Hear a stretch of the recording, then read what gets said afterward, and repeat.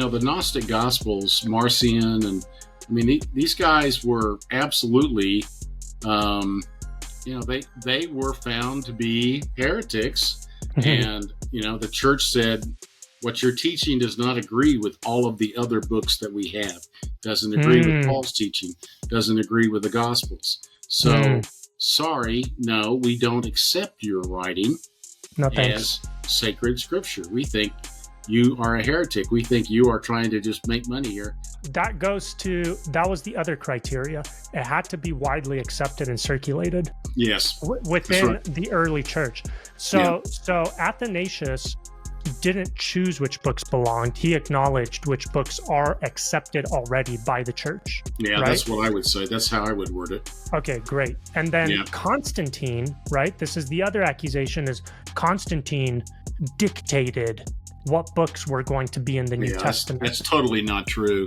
He did not. A lot of people say, this was decided in Nicaea. Nicaea was not at all about the canon.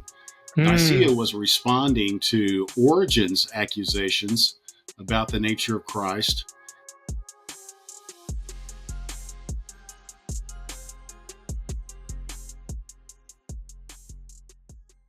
All right, let's do it, Doug.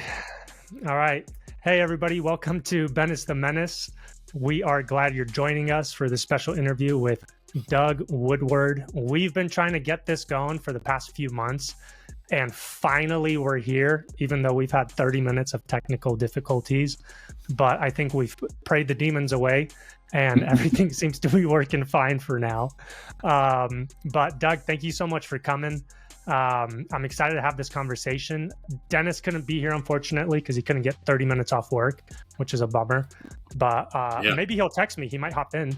That'd be in great. A little bit. I know. I would love it, because he would want to be part of this conversation. I know he'd love to, because this is something that's on both of our minds, both of our hearts, because we spend a lot of time online. Okay. Right. And there's a lot of misinformation, disinformation, all of the in vogue terminology about the Bible and its origins, and how it might have been altered and manipulated, and all of those theories about the Bible. Okay. So you're the man. You sent us copies of your latest book, which I'm about halfway through. Okay, good. Okay. I got it right here. The Septuagint and the Defense of the Christian Bible. So what a fitting intro for what we're about to talk about. I would love for you to give us just a little bit of background on yourself and your work, your ministry, your books, all of it. Very good. Well, it started long ago in a log cabin. No, actually it didn't. Anyway, not so far back. Not so far back. I'm an Okie from Oklahoma. And my technology background, or I should say my career background, is mostly in information technology. And so I've worked at Honeywell. I've worked at Oracle. Most famously, I was at Microsoft for almost 7 years, and worked fairly high up in the organization. And so I have been in the IT field for a long time. Then I eventually sort of transferred over into finance and did some venture capital work for quite some time, and got a master's in finance.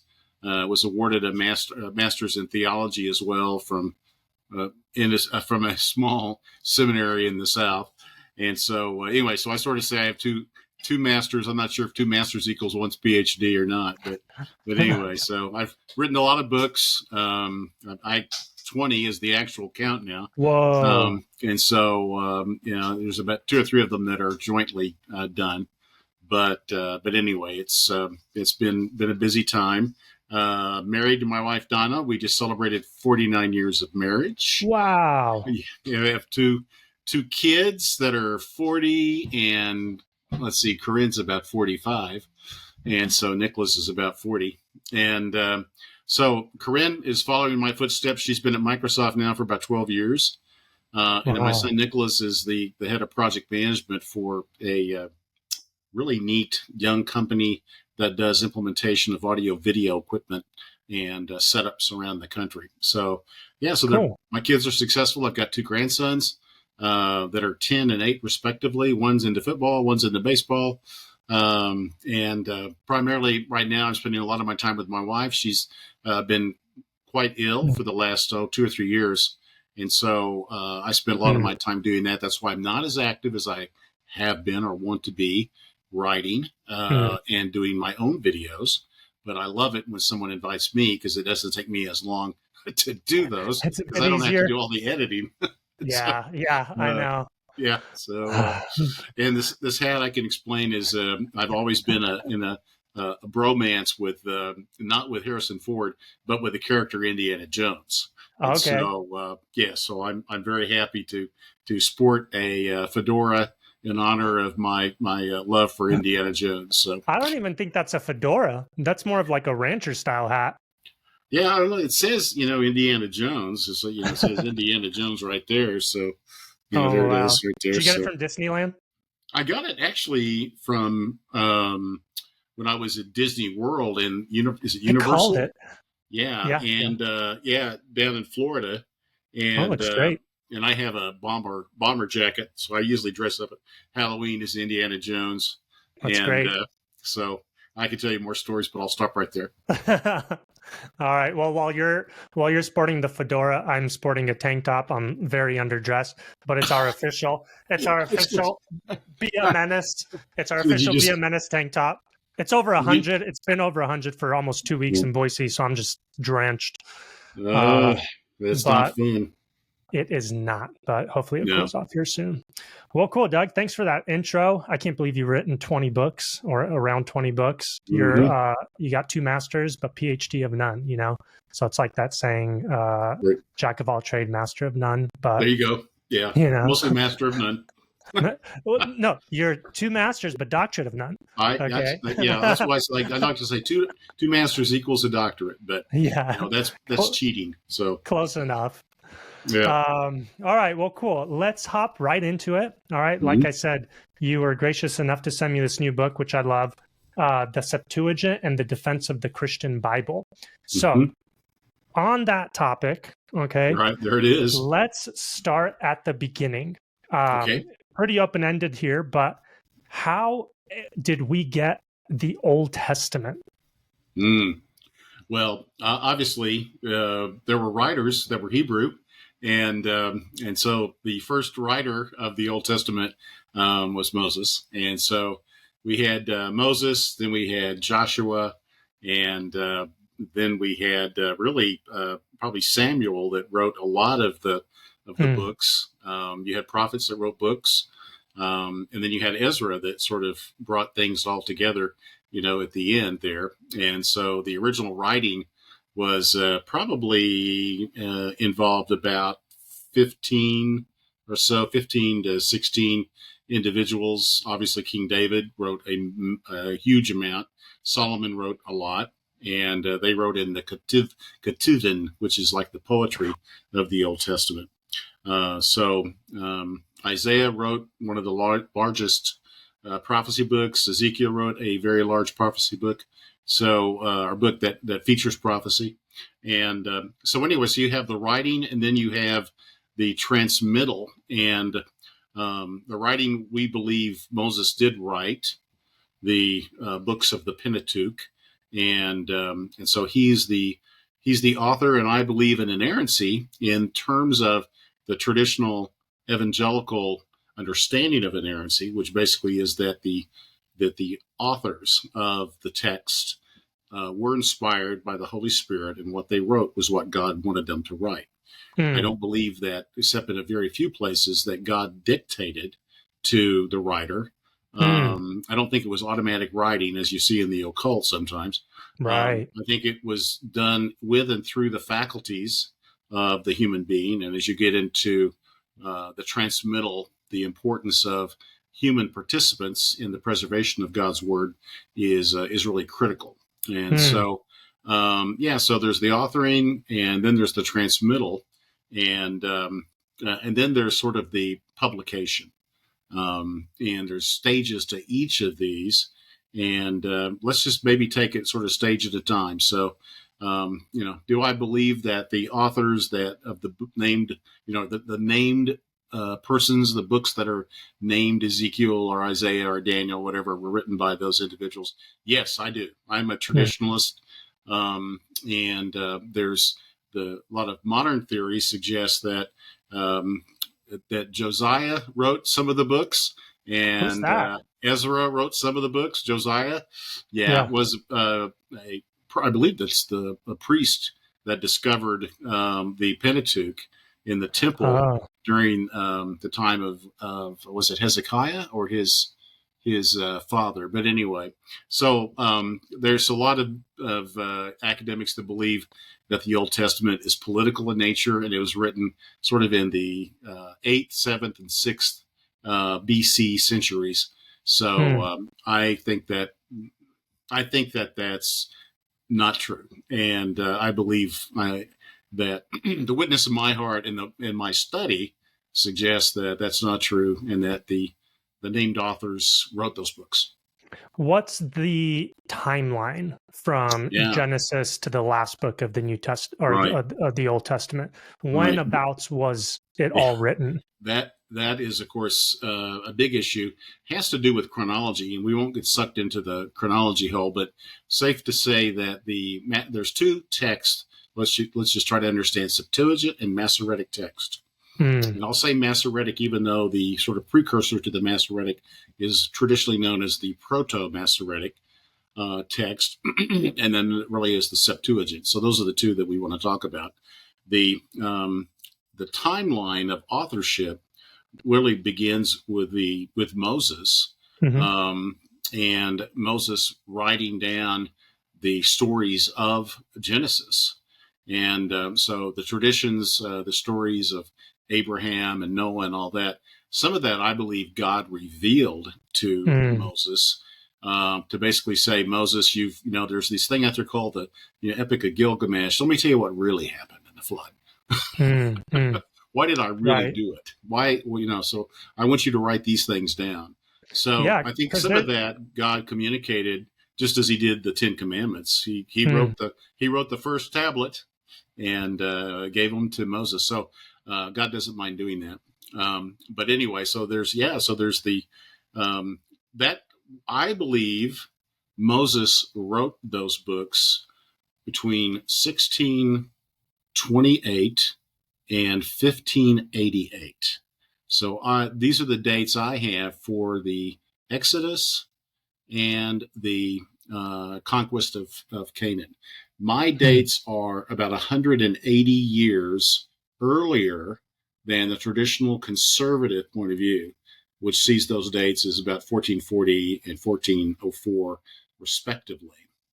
And the academics see the Exodus at about 1279, and the conquest of the conquest of the Holy Land around 1250, in that time frame. So there are differences of opinion. My opinion is based upon the Septuagint chronology, which is roughly 1,500 years longer than the chronology that is in our Bibles, if you're a Protestant, which is based on the Masoretic text, Old Testament. And we'll probably touch on it a little bit why there's a difference. But anyway, I believe once you understand that the Septuagint chronology is the correct chronology, then the stories of the Pentateuch, stories of the first 11 chapters, especially of Genesis, can be retold in the way that they really happened. And so I think that's very, very important. So anyway, so that's kind of where it began chronologically. If we talk about the writing and transmission, that's very definitely a different phase of this. Okay, so Moses wrote what? Genesis, Exodus, Numbers, Leviticus, Deuteronomy. That's correct. Yeah, it's known as the Pentateuch, which stands for 5. Penta for 5. That's the first 5 books of the Bible, and yes, and so Moses wrote those books, I believe. That's a traditional point of view, and then Joshua follows him, writing, and then you get into Ruth, Judges. The Judges is one of the more interesting books one of the more difficult ones to understand the chronology of. In the books I have written, Rebooting the Bible, parts 1 and 2, I do go into kind of each section or each stage of these chronologies, if you're interested in that, and why the difference in the chronology is so significant, which has to do with, I guess you could say it's a conspiracy that I believe in, which is that the rabbinical school, about 50 years after the Second Temple was destroyed by the Romans, they sort of remanufactured the Bible. The Jewish religion was destroyed by the temple being destroyed, and they basically restructured the Jewish religion from a temple-based sacrificial system to a rabbinic system. Wow. And so that happened at about 110, 120 AD or CE. And so that becomes the timing of the Masoretic text. Real quick, timing of the Septuagint was roughly 400 years earlier, and that was at around 280 BC was when it was started. And it was the Pentateuch was translated rapidly, and it was done in Alexandria, Egypt, in a Jewish community, and ordered by the Pharaoh at that time, who was one of Alexander the Great's generals, and he became Ptolemy. So he was Ptolemy the first, and then Ptolemy the second. Philadelphus was really the one who oversaw the development and the translation of the Hebrew Bible, and put it into the library at Alexandria, which is kind of an important thing. So Moses wrote the first 5 up until somewhere around 1588. Okay, that's what I believe. Mm-hmm. Yeah, from your perspective. And then what about the last book of the Bible? When was that written about, or what do you think? Well, in the Old Testament, the last book really was put together by Ezra, and with Ezra, the Hebrews, the Jews at that time, because what was left were the southern tribes, the southern kingdom, and that was the Jews. And they believed that the time of prophecy, and therefore the time of writing of Scripture, was concluded roughly 400 BC. So Ezra basically was the last author before we enter into the sort of the dark period, but it really wasn't dark.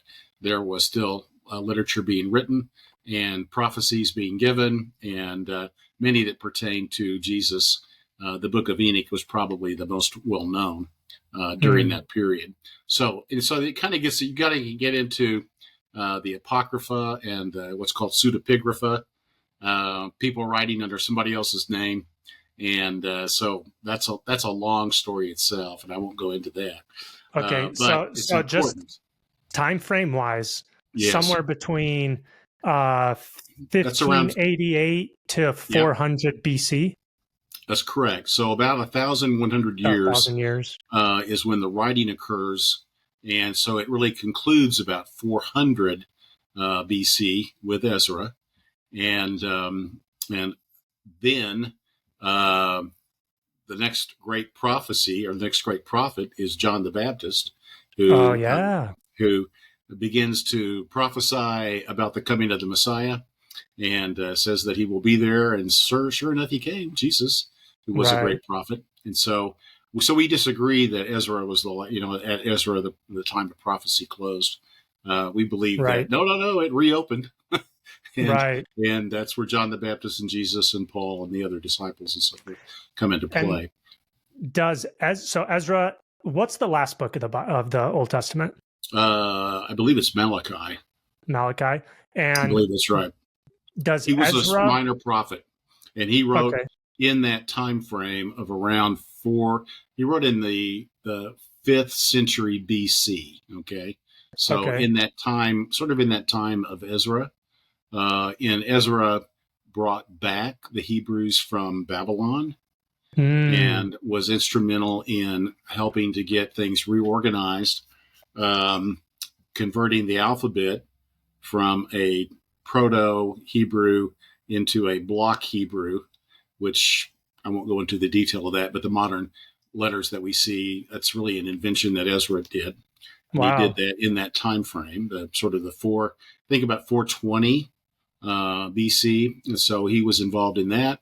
He was involved in sort of the reconstitution of Judaism after it had been basically destroyed by Nebuchadnezzar when Babylon came in and destroyed the temple and basically pulled everybody out of the southern kingdom, and basically took most everybody back to Babylon. Not all, Got but it. most. So Ezra's the one that compiled the Old Testament in the way we have it today? Yeah, I think that's the way we see it, is that Ezra, and I think the Jews see that as well. They consider Ezra a second Moses, and that he was involved in really the compilation of the Old Testament. Now, there really wasn't a official canon, but these were the books that were deemed to be true prophecies and written under the Spirit of God. And so, so he's kind of the concluding author of that period of time. And in the prophets, 12 minor prophets, the major prophets, Isaiah, Ezekiel, Jeremiah, and I'm leaving somebody out, but Daniel. We believe Daniel's a prophet. The Jews do not, because they believe Daniel's writings were done after the life of Daniel, and that therefore it came in this period in which prophecy had already ceased. So the stories of Daniel are basically not true. And this is what the Jews believe? Yeah. So it gets into the issue of the Maccabees and who wrote what. But I think my understanding is that the Jews don't believe necessarily that the book of Daniel was written by Daniel, and because they don't really believe that Daniel was a prophet. Why? Because he prophesied of the Messiah too much. And his prophecy of the 70 weeks was very specific, and there's a lot of rabbis and teachers, 100 to 200 years after Christ that said, that was why it's a real difficulty with us Christians, is because, Daniel made this prophecy and it really looked like it happened with Jesus. And we don't have another way to get anybody in there. Bar Kokhba was a bust. And that was 135 AD. And so they're like, he can't be a real prophet. Everything he said looks like it's happening. Yeah, that's right. That's right. And he got killed anyway. So clearly he's not going to save us from the Romans. So that was the final straw in which the land was plowed under, and the Jews were basically shipped out. And there was no more Jerusalem at that time. I mean, it was all basically plowed.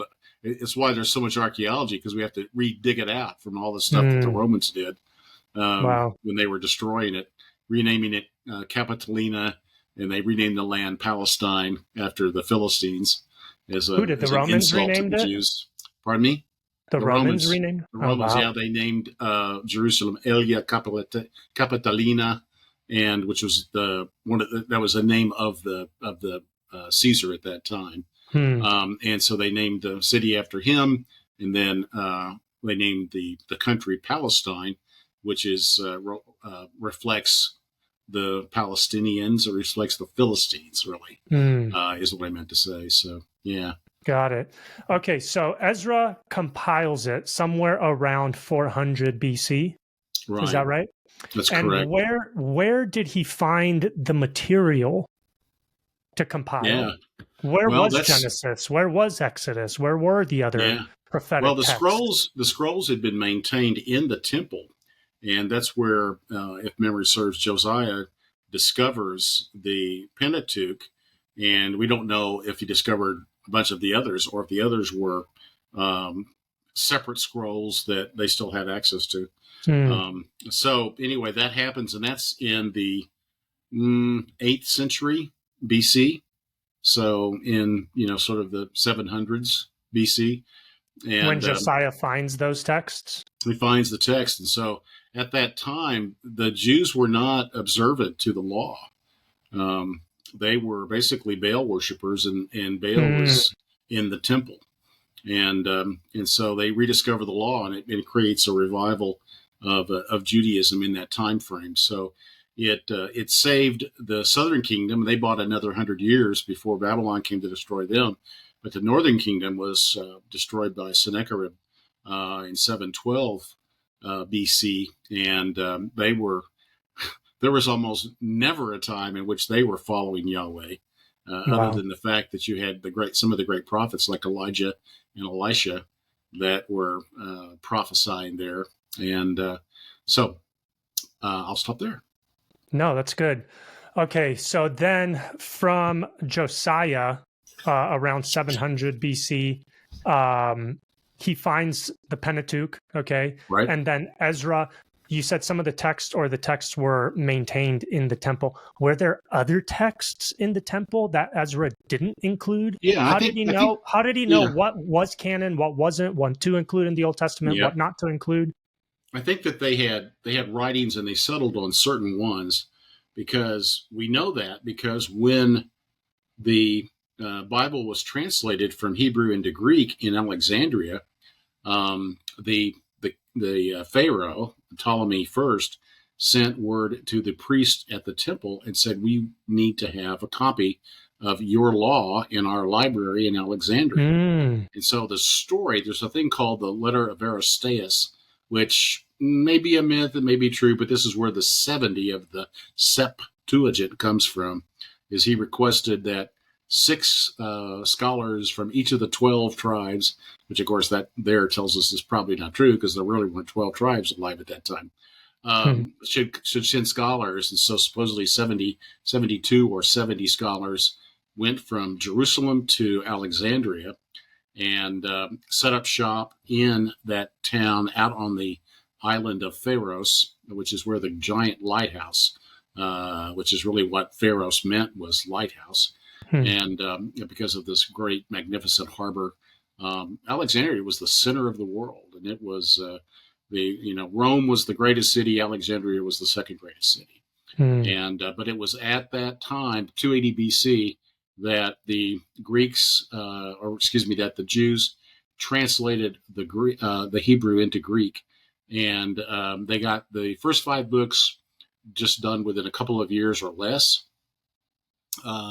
The book of Joshua and Judges and Ruth were probably the books that were written next, and recorded probably by Joshua. And then you get into the time of the kings, and probably Jeremiah wrote those books, we believe. Actually, I should say Samuel first was involved in writing those, and then Jeremiah wrote a great deal of the history. And then you had the prophets, such as Ezekiel and their prophecies, and so those writings were still present, I believe, and that they had access to those. But all these writings were in the temple, and so all of these writings were assembled and sent to Alexandria. And in Alexandria, you also had the Apocrypha. You had the books of the Apocrypha.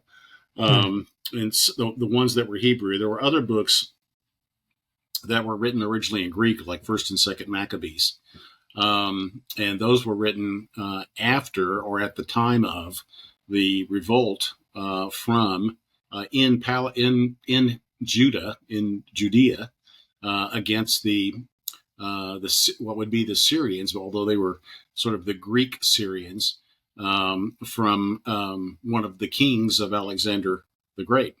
And what year was that? That was it was about 167, 168 BC. All right. And so that's when First and Second Maccabees were written. There were 1 or 2 other books that were written, and by about 132 BC, all of the books had been translated from Hebrew into Greek. So that would be all of the what today are the canonized version, those books, and then also the Apocrypha had been had been translated, and so we know that was when it was basically assembled, and it was then those books, because they were in Greek, they could be shared then not just in Alexandria but broadly around the world, and so the Hebrew became a dead language essentially. And it was Greek that was spoken. And so these books written in Greek became the standard Bible in the synagogues for the diaspora. So that when Jesus was teaching in the synagogue, he probably was speaking Greek, and he was probably supplementing a bit with Hebrew and Aramaic. Wow. But Greek was the primary lingua franca of the day. And so anyway, so that's really sort of brings us up to the time of the New Testament.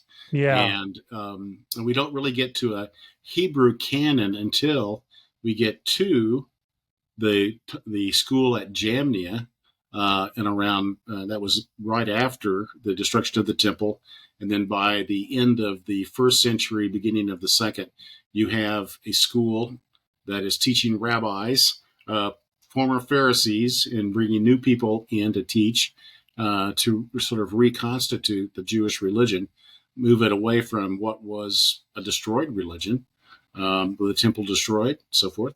No ritual sacrifices, and they built it really around the rabbis and the community around the rabbi as the spokesman for God. And they basically they taught that the rabbi had essentially more authority than the scripture, because the rabbi could share the oral law, which was something that had come to pass really at probably a century before Jesus. And then when Jesus was alive, when Jesus was complaining to the Pharisees about their customs and how they had twisted the word of God, he was specifically talking about the oral law, which is known as the Mishnah.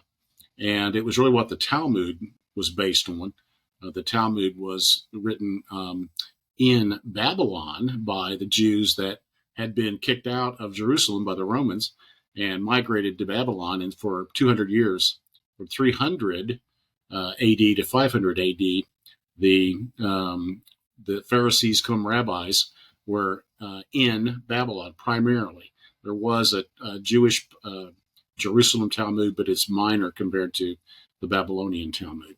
So that occurs at that time. And of course, the New Testament happens in the middle of all that.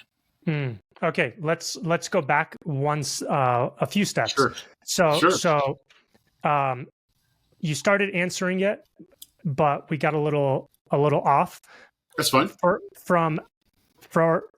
Let me think how to say this. So Ezra compiles the Old Testament. All right. He compiles the Old Testament. Yeah. And the Apocrypha, really. Yeah. Okay. But how did he know what texts to include, not include? Were there other texts that he looked over? Did he have some kind of standard for what should be? I would say that we don't know the exact methodology that he followed. I think we can assume that he was guided by the Spirit of Christ, and that there were other priests, and even we know, like, Nehemiah was there, and he was an extremely spiritual man, and he led the reconstruction of the walls of Jerusalem. So there were definitely Nehemiah was men. Around. Pardon me? Yes, Nehemiah was around. Nehemiah and Ezra were basically contemporaries. There's some discussion about how long after the temple was rebuilt that the walls that Nehemiah did were built, but they're in the same time frame. Okay, got it. And that is also, of course, that's begins the Second Temple period that we've talked about. And that Second Temple, the construction began on that around 520 BC, and it was partially completed within about I think it's within about 30 years, if I remember correctly. But then it exists until it's destroyed by the Romans in 70 AD. Got it. Okay, so at that point, they finally get their canon together. Okay, loosely, yeah. I mean, they weren't using that term, but there was the customs caused them to keep these particular scriptures, and certainly the Pentateuch. That was a no-brainer, right? And then the histories that had been written by Samuel and by Jeremiah and by Ezra, all those were part of that. And then the prophecies or the prophets that had written their books that was all accumulated as well. And so when Ezra basically completed his work around 400, 420 BC, that's what was being held in Jerusalem. Tradition says that 3 copies were kept in the temple, and that apparently one of those copies of all these writings went to Alexandria. It only happened about 120, 140 years after Ezra had compiled it. So that's why, and this is kind of a key point, that's why the Septuagint is regarded as, in many cases, presenting a more authentic, more original book of the writings of the Pentateuch, so forth, because those books the Greek books were being translated from Hebrew that was 400 years older than the texts that the Rabbi Akiba and the school at Jamnia was using when they created their Masoretic text. That's not entirely true, because they were pulling forward some manuscripts, and they were also burning other manuscripts because they didn't want alternatives. Okay, so they were basically creating just this one canon, and that's when they really had a canon, is in that time frame, 110, 120 AD. Okay, so when you say the Septuagint, you're talking about the Greek translation of the books that Ezra compiled? That's correct. It's the Greek translation of the Hebrew Bible. All right. Got it. Okay. Yeah. And when was that? That was done? That translation was done beginning in the year 282 BC. Okay. And probably the Pentateuch, Joshua, Judges, Ruth, those books were probably completed in not long after that. And then over the next 100 years or so, you had other books that were being translated, the prophets. Those books were being translated. So the total period of time was roughly 150 years from about of translation. Yeah, doing the translation in Egypt, mostly in Egypt. There was some original Greek that was penned in Israel, and that would be Maccabees 1 and 2, telling the history of the rebellion in that time frame. Got it. This is Antiochus Epiphanes, when he becomes sort of the model Antichrist and goes into and desolates the temple and so forth in about 167 BC. Oh, wow. Okay. So then you also mentioned that the Septuagint, I think you mentioned this earlier. Does that also include, first off, does it include Daniel? Yes, it does. Hold on a second. Oh, nice. Very courteous of you. Yeah, it's all right. Otherwise, I tried to cut my mic off and do blown out everyone's eardrums. Yeah, hopefully they didn't hear it. But anyway, I did hit the mute. It likely did. The argument of modern theologians is, I'll call them the skeptics, is that Daniel was written about the same time as Maccabees. Oh, really? And it was written because it's written in such a way that it seems to be predicting those wars. What was happening at that time. Sorry about the cough. When I start talking this long, it happens. If I can find a cough drop, that'll help. Or do you have water or something? I do. I just need that to always helps. Let me take a couple minute break. Yeah, you're fine. Feed myself some water.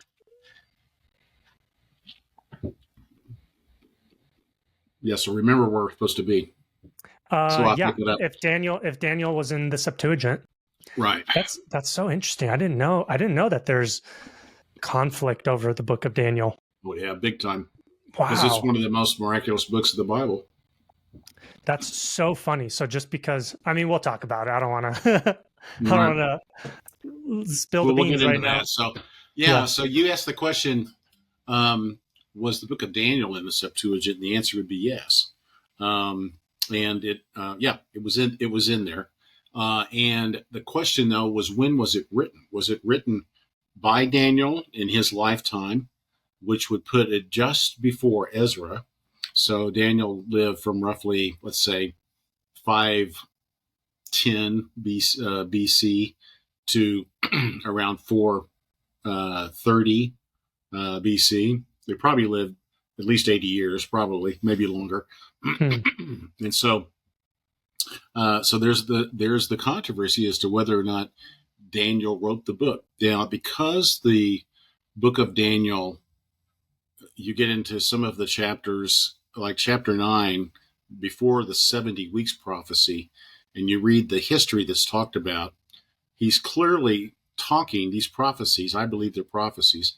Modern theologians would say, no, they're really histories guised as prophecies, because they're so accurate as to what happened during that time frame. They couldn't possibly be prophecies.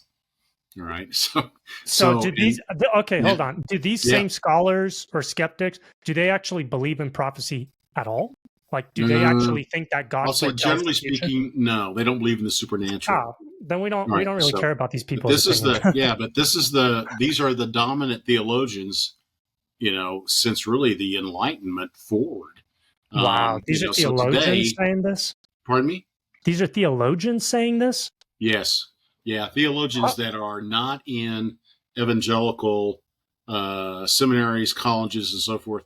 They will teach these things. So I know a great deal about that. I grew up in the Methodist Church, the Methodists, the Episcopalians, to some extent the Presbyterians. I have to be careful when I say Presbyterian because I'm an elder in the Presbyterian Church. But these denominational churches. Yes, that's okay. These, the denominational churches, they were heavily influenced by liberalism. And liberalism originated in the 19th century with a guy named Schleiermacher. And then in the 20th century, you had a guy named Karl Barth and Rudolf Bultmann and others. So these are modern theologians, and then they did not typically believe in miracles and in the supernatural. So they would say that Daniel could not have written that book because his prophecies of the king of the north, the king of the south, so forth.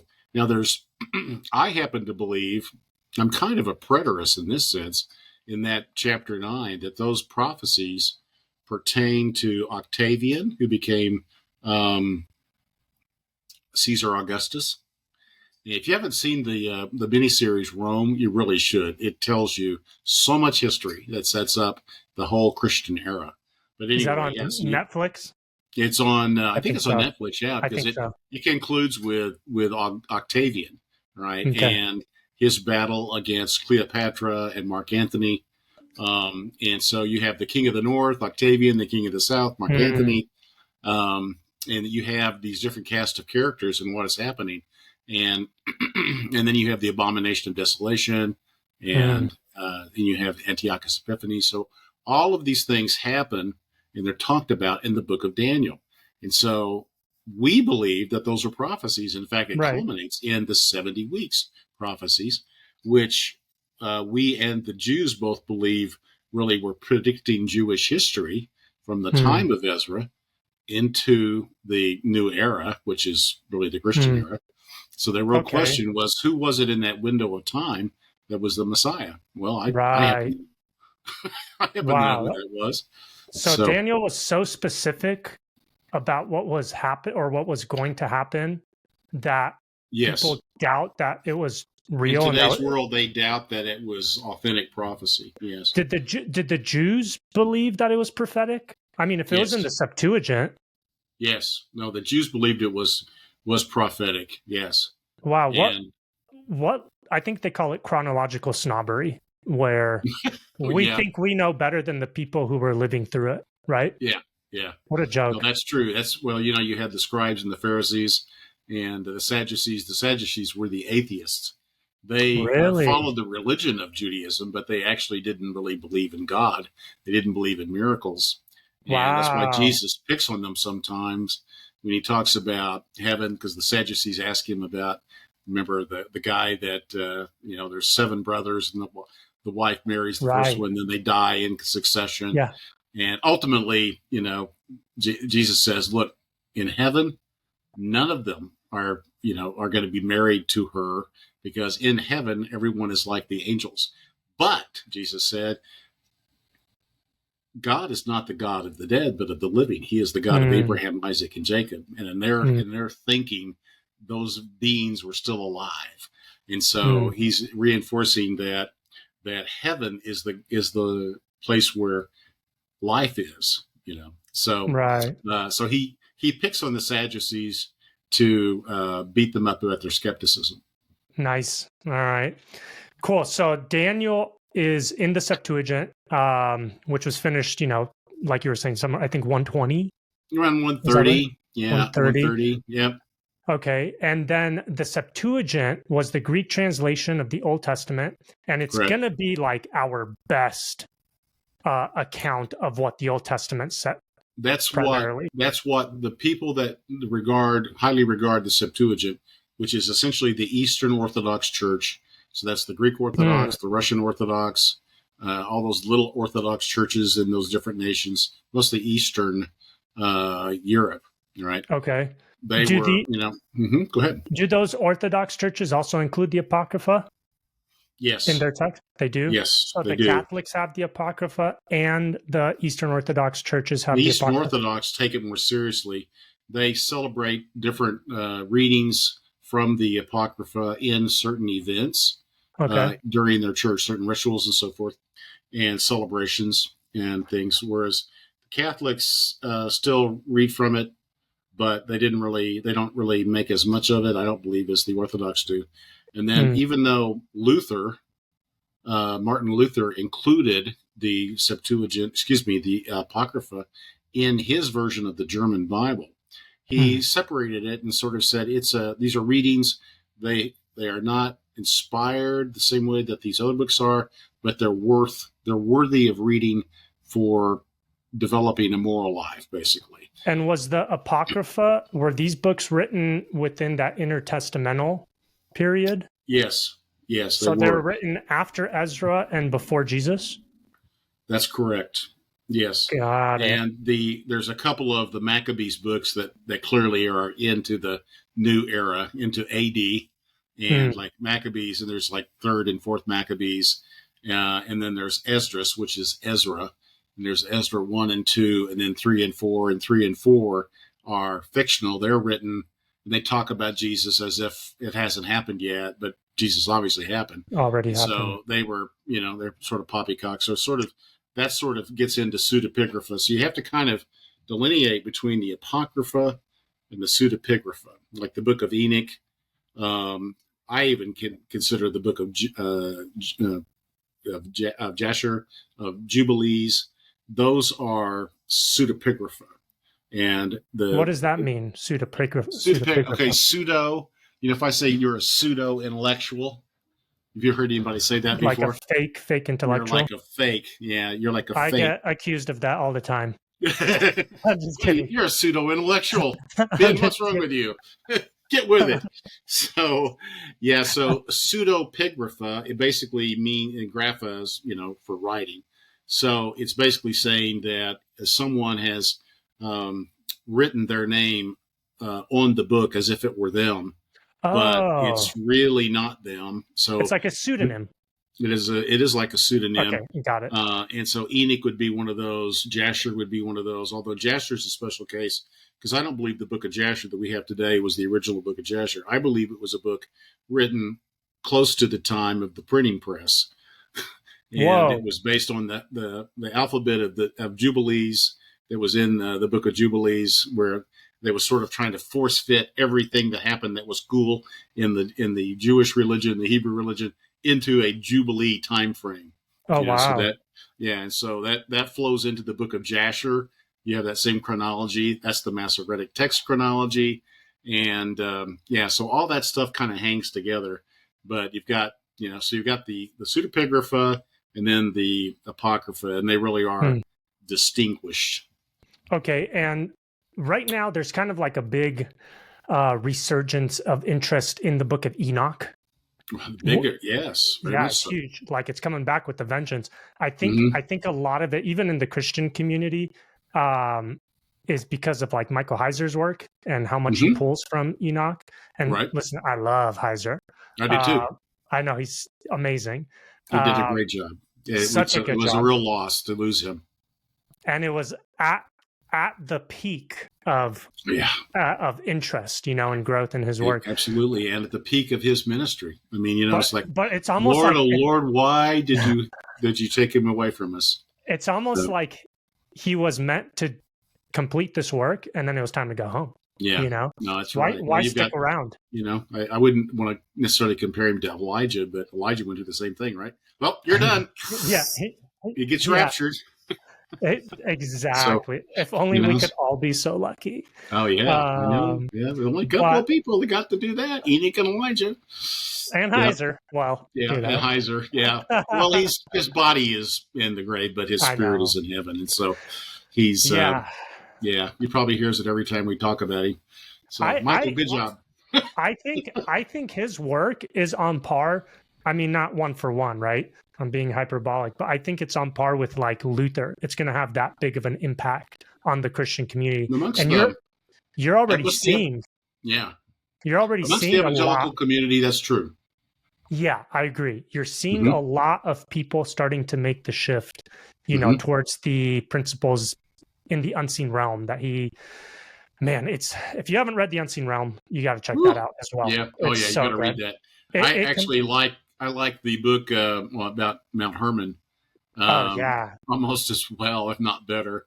It's just it fills in so many gaps for me in terms of demonology and all that. Yes, it gives you a whole new lens through which you read the Old Testament and even the New. Honestly, a whole new lens.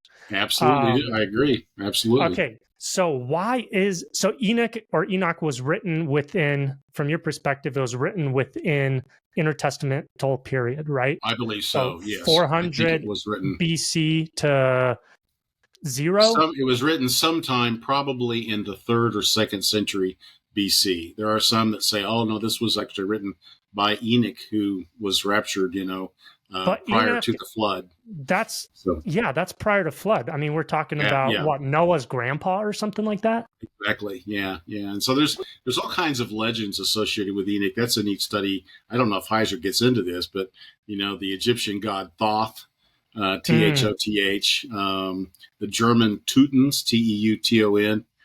This stuff all ties back into Enoch, and Enoch as potentially one of the 7 sages that Heiser talks about. That's kind of tied into this mythology. But the idea is that Enoch was a great, wise sage, and he actually created writing for the first time. And so there's all of this. And so there's a lot of mythology associated with it that blends more into the Egyptian paganism than it does in the Christian. But anyway, there's ties to that. So it's an interesting study in and of itself. So was Enoch seen, or the Book of Enoch, was that seen by the Jews and by Ezra? Was it seen as like inspired and canographical? Well, I think it was. No. I'm sorry, that's a dumb question because it was written intertestamental. But there were some mythology, some stories that were there, and you have the Book of Enoch is split up into, I think, 3 or 4 sections. And the first section is, I believe, the first 36 chapters. And that is the one that we would put it as, okay, there's real prophecy in those chapters. And it was probably someone that was doing prophesying and decided the way to convey this was by taking on the name of Enoch, the pseudepigrapha, Enoch was the pseudonym. Yeah, that was the author took on. Yeah, and so he sort of sets it up though as if he is the Enoch of the time of Noah. But it's probable that the stuff about Mount Hermon and the 200 angels that descended and all that this was tradition in the storytelling that was carried forward, perhaps oral tradition, and sometime in the Second Temple period.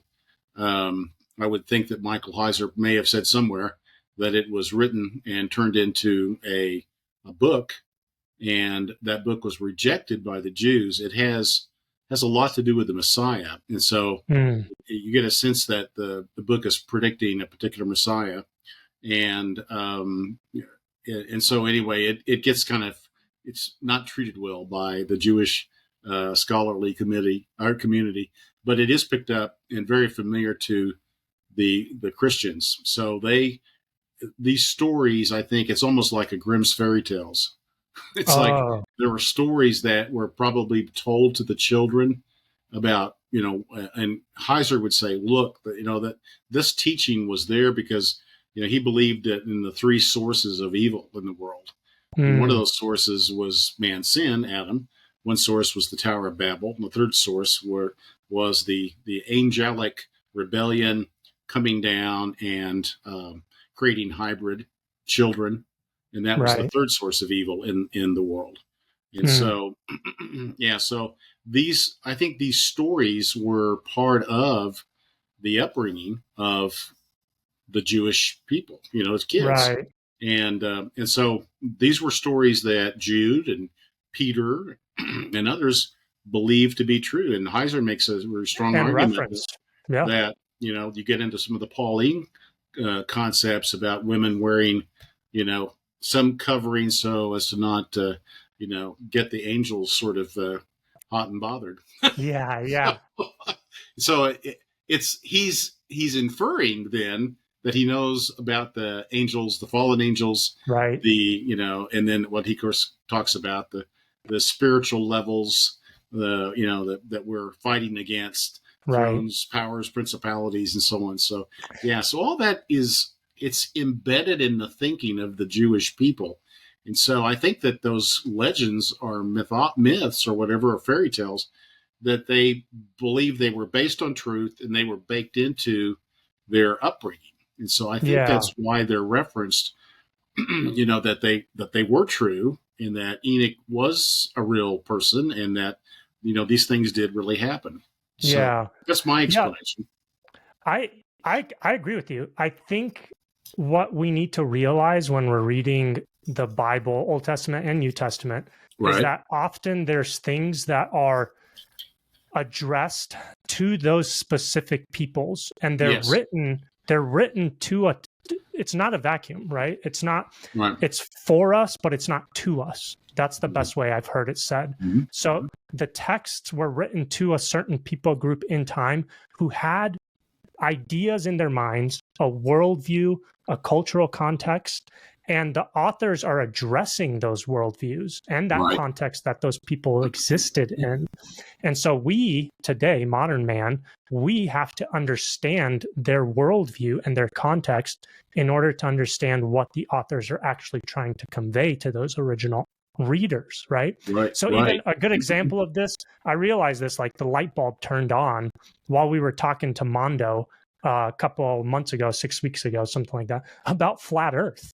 Because a lot of the proponents of flat Earth, Christian proponents, they'll use a lot of the texts from Genesis, right? But what I realized while we're talking to Mondo is that, hey, the Israelites just left Egypt. Egypt believed in a world that was covered by a solid dome, called the firmament. That's what the Hebrews called it. The rakia, okay? And so when Moses is saying or using the word rakia, which is translated to firmament, it's not that he's saying this is correct. This is the true cosmology. Egypt had it right. But what he does is he takes the principle of a dome, of a rakia, and he gives credit to Yahweh, the creator of all things. You know what I'm saying? So in the same way, Jude and Peter, they take the worldview which the Second Temple Jews had in mind of watchers and the things that Enoch talks about, and they use it to continue to tell truth about the Messiah and about Jesus. I agree 100%. I don't think Michael Heiser could have said it any better. Well, this is where my pseudo intellectual comes in. You did that well. I think you're right on. So but that was that's a very big insight for me, was that and this is coming in the past like 6 weeks that I'm realizing this. And I remember we also talked to Tim Alberino. Okay. This was a few months back as well. And I asked him, well, why isn't Enoch in the canon, and it's in the Apocrypha? And he's like, who cares if it's not in the canon? It's what the Jews believed when the authors of the New Testament were writing. So they have to address it because it's the worldview of their audience. No, that's well said. That's true. And that was like, oh man, you're right. We do need to know these things so that we could properly understand what the authors are writing and apply it to us today. Otherwise, things just don't make sense, right? Well, that's right. And that is one of the key principles that Heiser taught us was, understanding, you have to understand the worldview to really get the context. And then these things will begin to really make sense. Yeah. And so, absolutely right on. I think you're right. Love it. Okay, so we've gotten up to the intertestamental period. Okay. Yes, we have. That's where we're at. Now, let's go from 0 to 30 AD. Jesus is on the scene. Right. Okay. Yeah. So Jesus shows up, God incarnate. He takes 12 disciples, starts surrounding himself with some students per se. And you mentioned earlier that Jesus would have probably been speaking or teaching from the Septuagint, right? Which was the Greek translation of the Old Testament. Very much so. Okay.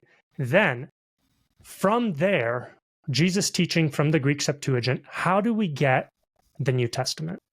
Yeah. Well, okay. The thread, first off, is once the Hebrew Old Testament is translated into Greek, then it can be shared throughout the diaspora. The diaspora speaks Greek. There's a very few that probably some scholars that know some Hebrew, but it's not the language that they were taught. You have to remember that language was dealt a near fatal blow during the time of the Babylonian captivity, and Ezra managed to revive it to a point, but it was still a language that was dying. And so, so the Greek language, thanks to Alexander the Great, was the lingua franca of the day. And that's why Jesus would have referenced frequently in his teaching, he would have referenced the Hebrew Bible via the Greek translation. All right. Now, that sounds crazy, but here's why we know that. If you get into the New Testament and you begin to read the verses of the New Testament where the New Testament or the writer is quoting the Old Testament, and you compare the verse that is quoted with the Old Testament reference, sometimes there's 2 or 3 verses in the Old Testament wrapped together. Paul does that sometimes because he sort of believes that you pull all those threads together to sort of make the truth. But nevertheless, you compare that language and you discover that the King James Version, it would be the Biblia Hebraica if you were reading the Hebrew.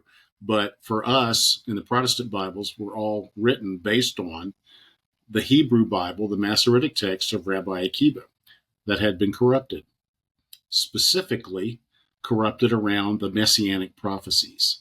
And so in Rebooting the Bible, Book 1, I go through and show about 24 examples where we see these corruptions. The chronology was corrupted for a different reason, but also it was in part for the reason of invalidating the messiahship of Jesus of Nazareth. Okay, right, so Doug, real quick, let's take it one step at a time. So we've got Jesus and his disciples. Okay, Jesus ascends. The disciples start writing the Gospels, right, and accounts of what Jesus did, what he said, right? We've got those, and then the disciples start writing letters to the churches that were planted. Those are the what do we call those? Epistles. Epistles. The epistles. Couldn't think of it. So that's what the texts of the New Testament are. It's the accounts of Jesus, what he said, what he did, the Gospels, and then the epistles, which are the letters to the churches that were planted, right? And then what? Revelation is prophetic, right? Or is that also an Revelation epistle? Is almost a story unto itself. It's like the one standalone. Did John the Apostle write it, or was it a different John? And was it written during the time of Nero, around 67, 68 AD, Yeah. or was it written during the time of Domitian, more around 110, or 100 to 110 Well, this is AD? this is a good. I know you're being sarcastic, and I love Right. it, but this is a great question. Okay. How did people come to the conclusion as to what books to put in the canon of the New Testament? Okay. So the same Right. way we analyzed it, right, and got to the Right. conclusion that Ezra did the work to canonize the Old Testament or to bring it together.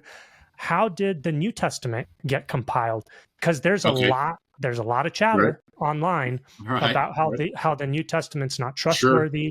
The Catholic Church manipulated it to make it seem like they're the powers that should be in authority. Well, yeah. Yeah. There's a other lot gospels of that weren't included. So that. how Oh, yeah. did we get the actual text of the New Testament that we have now, as Okay. opposed to a bunch of other texts? Okay. Very good. Well, of course, that's the $64,000 question, as they used to say in the old days. The first thing to clarify, though, before we jump into that, is the quotations of the disciples when they were writing the Gospels or writing the letters. They would reference the Septuagint. So if they were quoting the Old Testament, they quote the Septuagint. And we know that because if you compare the New Testament, let's say in the King James, with the Old Testament in the King James, many of the verses are different. Sometimes they are dramatically different.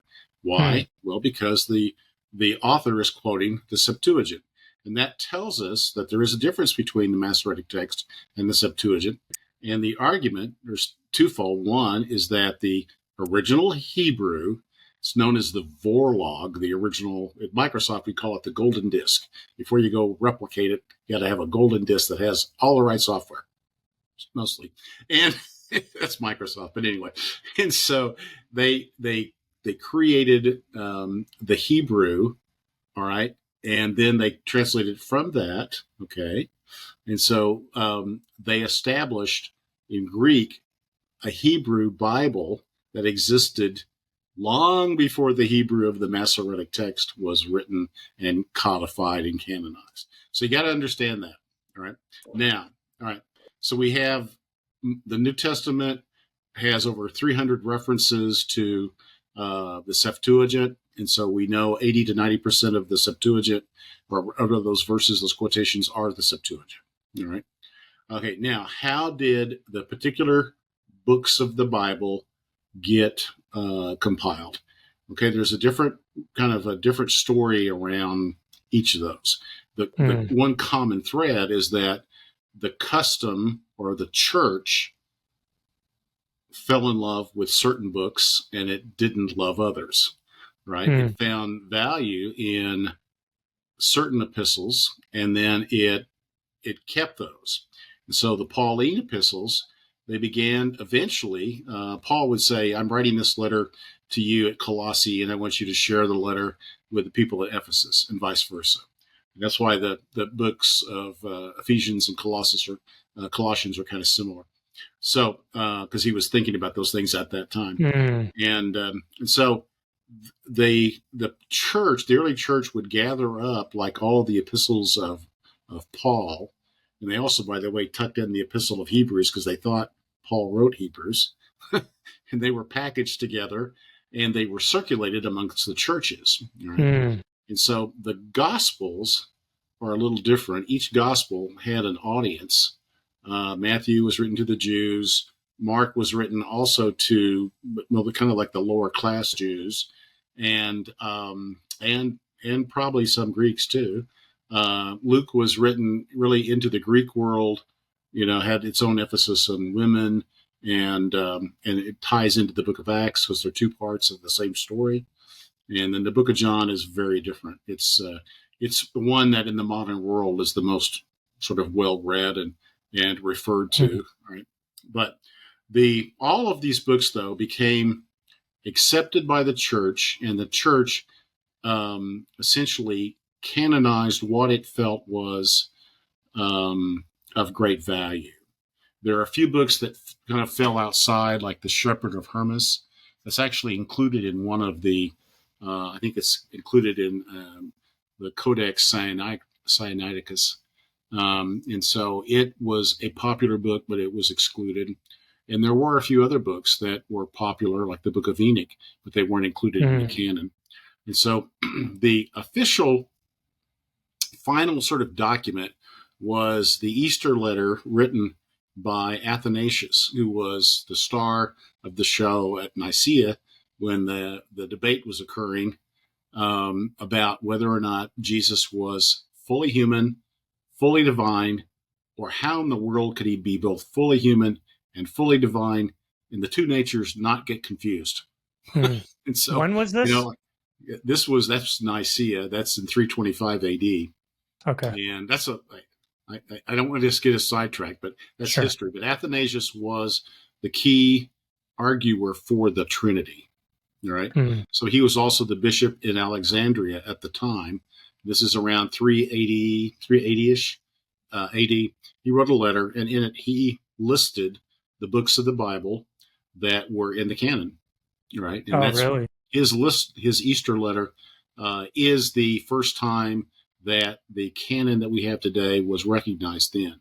But Eusebius, who was a church historian that wrote his histories 60 years before that, he basically had gone through and he had more or less listed in the canon, those books that are regarded by the church as the sacred books. So you had these books that were given to authors, they were inspired, but then you had the church that was actually coming together to say, God spoke to us in these letters. He spoke to us in this gospel. We know that this is the word of God. And you had not one person making that decision. You had the whole church over 300 years making that decision.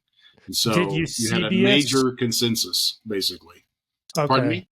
Did Eusebius and Athanasius's lists line up? Pretty close. Pretty close. Oh, really? The final list, though, was Athanasius's list. And that was pretty much adopted at that time. So, yeah. And do you know, okay, so when Athanasius was when? He wrote that letter about 367 to 387 AD, all right? To 387? In that time frame. They know specifically. I have it in the books. I have it specifically when it was, but it was in that time frame. So Athanasius obviously wasn't just like making something up on the spot, right? No, it's exactly right. He was looking back and saying, "This is what the church." These are the books that our churches have agreed are these are our sacred writings. So these are the writings that tell us about our God, Jesus. Because there was a ton of other writings going on within this period. I mean, mostly written later than the writings of the apostles, because almost all the writings of the apostles occurred in the first century.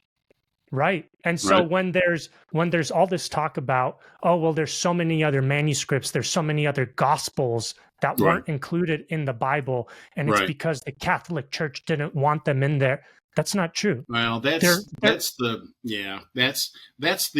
mythology that's been brought about by Bart Ehrman and by Dan Brown and the Da Vinci Code. And so and Bart Ehrman he's the most important heretic in the 21st century. He's a true heretic. He was an evangelical. Studied under the right people, lost his faith primarily due to a tragedy in his life, and he couldn't reconcile a God of love with what happened, which of course is what happens to a lot of people that lose their faith. So, but he's been vocal. He's still a New Testament scholar, but he is a advocate. He's a provocateur. He likes to create, controversies. He and Daniel Wallace do a lot of debates online. You'll see on YouTube. Bart Ehrman and Daniel Wallace. And Daniel will give Bart, I think, a very strong statement regarding why Bart is wrong. And because again, you have this consensus. If you get 8,000 different texts of the New Testament, and this is really the key point. You have all of these texts, you have all of these scholars, and they're all getting together and they're saying, we agree on 99% of this. And here it is. It's called the Nestle Aland, or formerly the Hoyt Westcott. Now it's the Nestle Aland, or the United Bible Society Critical Text. We all agree. This is what the Greek originally said. Now, there's a lot more stuff that I go into in the new book about the received text versus the critical text, the text types, the Alexandrian text type versus the Antiochian text type. And that's where I'm at in the book right now. Yeah, and I get into I'm in all this section. Yeah, and so I think you'll find that really fascinating, and we could come back and talk about those things, because that's another long story. But the long and short of it is that by the 4th century, I'd say by the beginning of the 5th century, around 400 AD, you had Jerome, who wrote the Vulgate, who translated the Hebrew into Latin, not the Septuagint. This is Jerome and Augustine went to war over this to some extent. Augustine says you must use the Septuagint. That is our Bible. And Jerome had traveled to Jerusalem and Bethlehem, and he made it his life's work to learn Hebrew. And so he translated Latin from the Hebrew Bible of Akiba. So he brought forward all of the corruptions that the rabbis had put into the Bible in the 1st century and 2nd century. So that was baked into the Vulgate around 395 AD. All right. And so now you have the church using a Latin version and the church using a Greek version. And then you have sort of some multiple versions, because you had these Greek versions that were written by Aquila and Theodotion, and I'm trying to remember the third one. Anyway, there were 3 Greek versions that were all written on using the Akiba Masoretic text or Proto-Masoretic text as the Bible, and they translated those into Greek, and those were circulated. The only one that was eventually blessed by the Emperor Justinian, this gets into Constantinople, the Byzantine Empire. This is like 518 AD, where Justinian sort of says, okay, I'm going to bless these versions of the Bible. Obviously, the Old Greek is a good version. We're now going to accept the Latin version as part of our heritage, and is good for reading for Christians. And we still include the Apocrypha, and we like the Old Greek, but we're also going to accept Theodotion's version of a Greek Bible. That's acceptable. And there's a lot more stuff that goes on in terms of the ways that certain things are tweaked and changed. But the long and the short of it is, today scholars can go use detective work, and they can go back in time and they can reset what it was that the original words said. Right? So we can figure out what the Septuagint said. We can figure out what the original Hebrew probably said from the Septuagint. All right. And so that's how we know we have the Bible, that we have the right words, is that we have thousands of texts, that are physical evidence that come from, sometime way back, close to the time when those documents are written. We're talking 3rd and 4th century. You have complete Bibles, Codex Vaticanus, Codex Sinaiticus, and Codex Vatican, Sinaiticus, and Alexandrinus. So there's 3 codexes, which are complete Old Testament and New Testament in a book form that date back to late 3rd and 4th centuries. Wow. Right. And so we know, again, that's another reason why we know those books that were built into those codices, instead of scrolls, they were bound together as a book. That's what the codex meant. And that tells us also what the accepted books were. And then you'll find occasionally, you'll find a Shepherd of Hermas in one of them. Like I think it was Sinaiticus. Otherwise, we would not have known it. We would have read about it. We knew it existed, but we didn't have a copy. But it was found in Codex Sinaiticus. Right? Okay, so I think to sum it up, even with the New Testament, right. by the time of Athanasius, around 367, 387, okay, the church as a whole, we're not talking about the Catholic Church, right? Not at least. Well, not at that yet. time, there's no distinction. In other words, the Catholic right. Church, the Greek Church.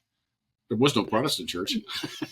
The Greek and the Catholic. You had an Eastern and a Western Catholic Church, and the Greek Orthodox Church prefers to be called the Greek, the Roman Catholics. They prefer to be called the Catholic Orthodox Church.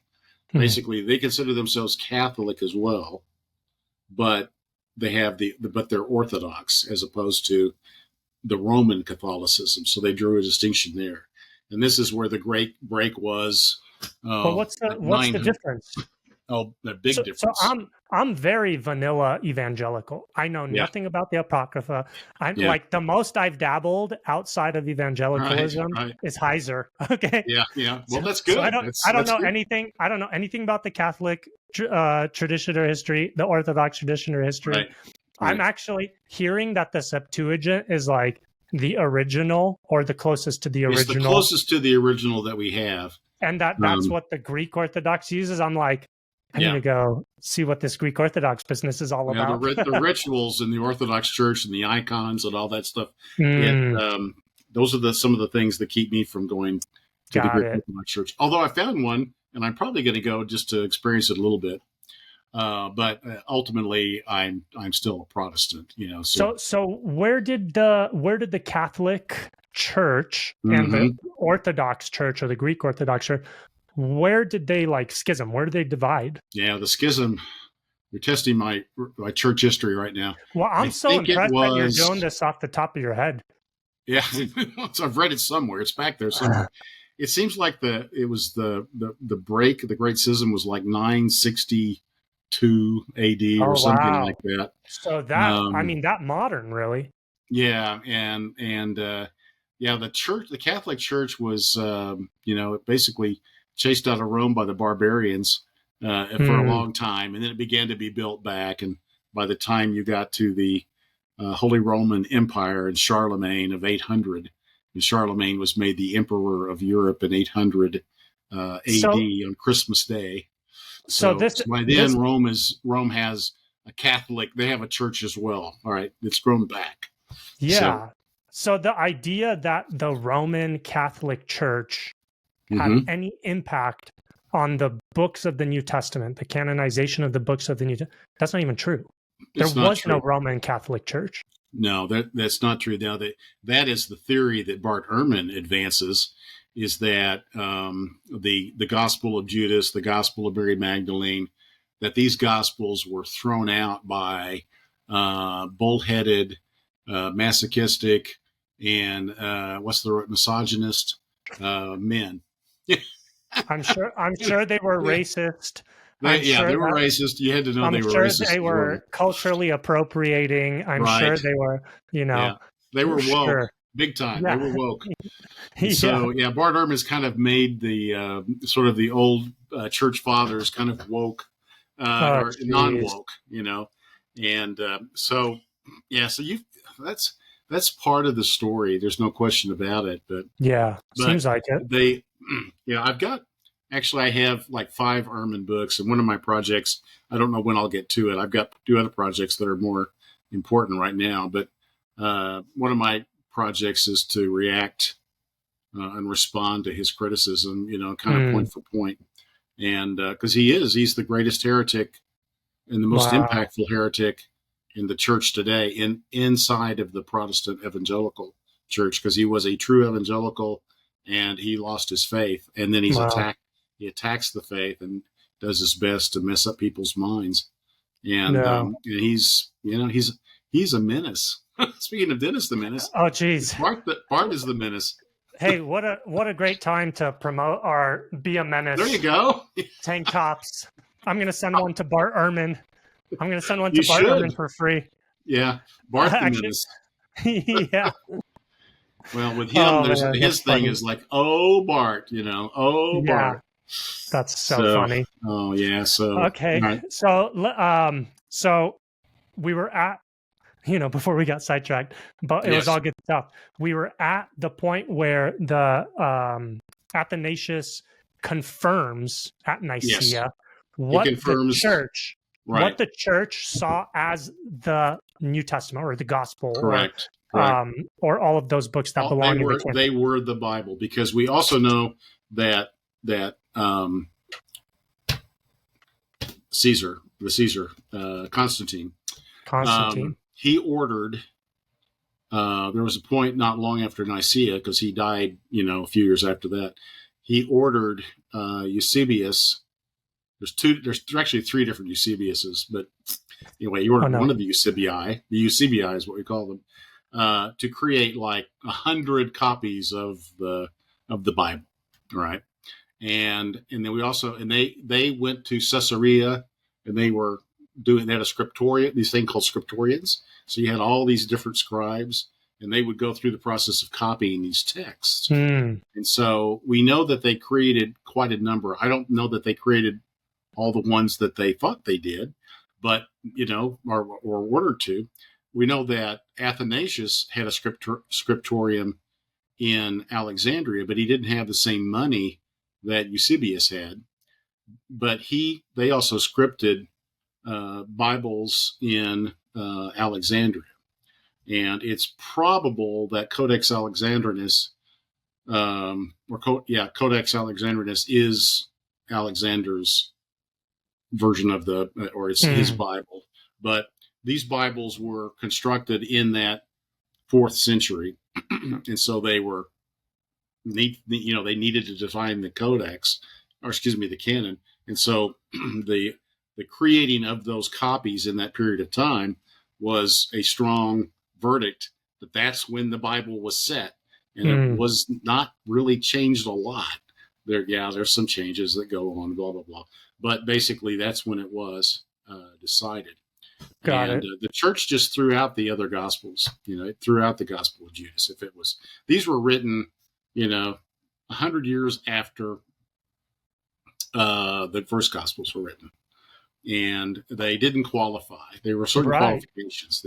They had to be written by an apostle. They had to be validated in some respect. And, so the Gospel of Judas, the Gospel of Mary Magdalene, those are all pseudepigrapha. They're tells, and Bart Ehrman, I know he thinks that the text of the New Testament is as random as that. He's just wrong. He's just wrong. Yeah. He's a skeptic. So that's a good point too. I mean, think about it logically, right? If you're going to be determining what books belong or what books are sacred and inspired by God and are trustworthy for his truth, right? You have to have some kind of criteria. You can't just take any letter from any Joe Schmo living in that time period or hundreds of years after. So I think some of the criteria for canonization of the New Testament manuscripts were written by an apostle or one of their right-hand men, right? Because Luke wasn't an apostle. Yeah.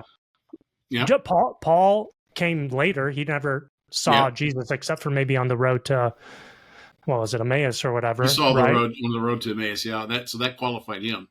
So that qualified him. John Mark supposedly was with Peter, and then John Mark probably actually started the first Christian seminary in Alexandria. Wow, cool. Yeah, a few people don't know that. Very few that know that. So that's one of the criteria, right? The author is very important. Okay. Right. The time frame in which it was written, it couldn't be written 300 years, 200 years after, which a lot of these other gospels are. They're written 200 years later, 100 years later, 300 years later. And we're talking about Gospel of Mary, Gospel of Thomas, Judas, all of these other ones. They're written far, late after the apostles were already dead, right? Oh yeah. So what kind of authorship is that? Well, and there were whoever fairly, the Gnostic Gospels, Marcion and I mean, these guys were absolutely, they were found to be heretics, and the church said, what you're teaching does not agree with all of the other books that we have. Doesn't agree with Paul's teaching. Doesn't agree with the Gospels. So, sorry, no, we don't accept your writing as sacred scripture. We think you are a heretic. We think you are trying to just make money here. Wow. Selling gospels or something. So make a name for yourself. You're telling me that that's been going on since the beginning? People just using the church and the... I think so. I think that's kind of what the Book of Jasher is all about. A lot of people love the Book of Jasher. I think it's it's some of the best Bible fiction that's ever been written. It's fiction. Well, that was the other criteria. It had to be widely accepted and circulated. Yes, within the early church. So Athanasius didn't choose which books belonged. He acknowledged which books are accepted already by the church. Yeah, right? That's what I would say. That's how I would word it. Okay, great. And then Constantine, right? This is the other accusation, is Constantine dictated what books were going to be in the New Testament. That's totally not true. He did not. A lot of people say, oh, this was decided in Nicaea. Nicaea was not at all about the canon. Nicaea was responding to Origen's accusations about the nature of Christ, and that Origen was struggling to try to understand that how Jesus Christ could be both God and man at the same time, be truly God and truly man, and those natures not be blended in some way. And so the Orthodox position, it actually was Constantine that came up with the Greek term. It's orthotheusius or something like that, or I can't pronounce it, but it's like thutheus, and it was basically a word that meant. Go ahead. I'm just trying to say Thetheus. It starts with an O. It's like an OUS, and then Thusium or something like that. If I look at it, I could probably sound it out. I can't remember it. It's really it's just not in my language, Yeah. So, but it was a word that meant basically was Jesus was both God and man, 100% God, 100% man. He had two natures. These natures were within one person, one personality, one person. He was both. And the natures were not commingled. They were not, that one didn't overlap with the other. They were distinct. That's the Nicene Creed. And this was responding to stuff that Origen had been writing, because he was a Platonic philosopher, and he was writing in like 240, 250, 260. He was probably the greatest scholar of that time in the world. Very well regarded in the world, but he did lay the groundwork for Marcion, and then this real basically take a Gnostic view of Christianity. It was a view that basically had Jesus being, basically he was not really man. He really was more of a God that became a man, but he didn't remain both God and he wasn't fully man. And so you had this confusion regarding it was called the pleroma. It was a sort of emanation from the God principle into the human arena. And this was Gnosticism, and this is what many of those Mary Magdalene, Judas, Thomas, they were all Gnostic writings. Wow. And Gnosticism was the great enemy of the church, and John wrote against it. The book of Colossians of Paul is very definitely directed at Gnosticism. Yeah, so, they were dealing with Gnosticism and with these alternative gospel. That's what they were dealing with within the first church. And so it was acknowledged by the church fathers, like the early church fathers, and by the early churches. They were already acknowledging that these do not belong within our texts. Mm-hmm. They wrote against them. Yeah. No, they absolutely. I mean, that they were there was no question about it. Yeah. So what yeah. again? What chronological snobbery for us today to come, or not us, but the Ehrmans of the world to come in and be like, no. These are actually accurate when the people at the time reading them and receiving them were like, get this trash out of here. This doesn't belong within our text. Yeah, making assumptions about people and their policies and their politics, and then making decisions on what was or wasn't genuine and authentic. And then also starting off with a non-supernatural, skeptical nature. I mean, that's where Bart Ehrman is. Right. And where most modern theologians that populate the seminaries of the mainline denominations, that's where they are. Yeah, sad. And that's another whole story, modern theology. So, hey, I got to go. My wife needs my attention. So we probably should wrap up. Hey, we tackled Old Testament and New Testament origins and how we got it. We haven't got it printed yet, though.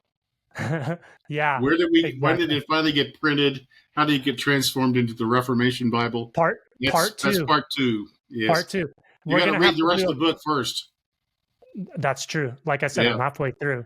So we'll schedule another one for part two. Okay. Yep. And on the next one, after we get to the printing and to how, all of that, then I want to go into detail on the difference between, and your field of expertise here, between Septuagint and Masoretic, because that's going to be a big one. Sure. Okay. Okay. Yeah. Well, we can dig into some of the things in Rebooting the Bible, Part 1.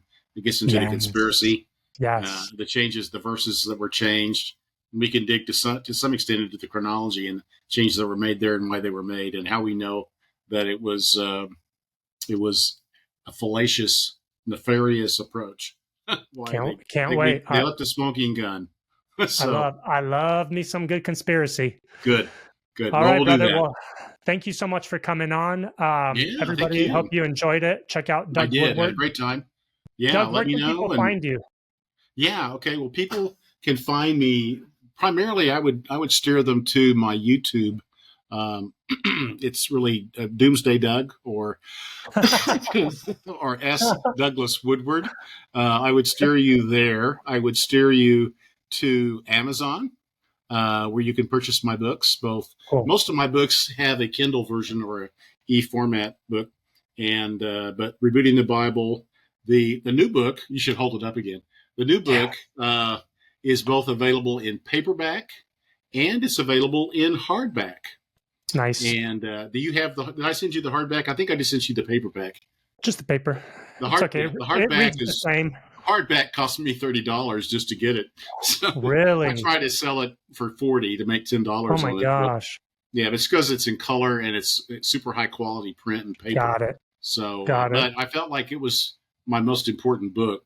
So I really wanted to, kind of make a hardback of it. Very cool. So, but anyway, I'll link all that below. Yeah, all that is good. I do have a website, but I'm not going to keep that website. It just doesn't work enough for me. It costs me money and it's not producing, and I don't have to have it. So I'd steer people there. You can reach me, Doug, at Faith Happens, Faith-Happens, Doug at Faith-Happens.com. If you want to send me a note and ask me a question, I'll do my best to respond. Great. Good. Well, again, thanks, Doug. We appreciate it. Thank you, Ben. Hopefully everybody liked it. Share, subscribe, do all that stuff. You guys know what to do. And, we got to get to Dennis, too. We got to make sure Dennis jots down some questions, and he and I will talk if you want. Oh, yeah, for sure. We'll do that in part 2. I'm sure he's going to be sad he missed this. Sounds great. All right, bud. Thank you for the opportunity. Thank you for everything, and we'll schedule the next one, all right? See you, everybody.